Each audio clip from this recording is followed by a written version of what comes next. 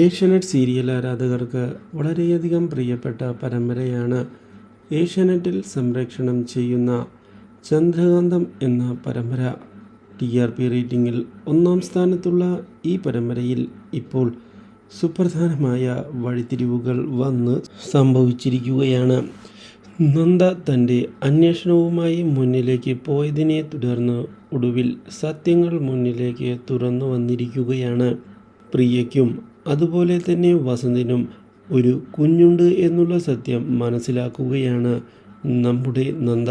ഇതേ തുടർന്ന് നന്ദ ഈ കാര്യങ്ങൾ ഉടൻ തന്നെ അറിയിക്കുകയാണ് ഗൗതമിനെ. ഇതോടെ വസന്തിൻ്റെ അടുത്തേക്ക് ചെല്ലുന്ന അവർ കുട്ടിയെ പ്രിയയുടെ അടുത്തേക്ക് കൊണ്ടുപോകണം എന്നുള്ള തീരുമാനം എടുക്കുകയും ചെയ്യുന്നു.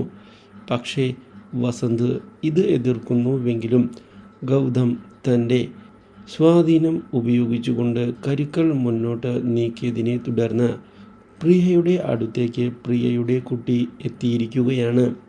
വളരെ ചെറുപ്പത്തിൽ തന്നെ കുഞ്ഞിനെ പ്രിയയുടെ അടുത്തുനിന്ന് മാറ്റിയതിനാൽ കുഞ്ഞിനെ പറ്റിയുള്ള കാര്യം പ്രിയയ്ക്ക് അറിയാമായിരുന്നില്ല.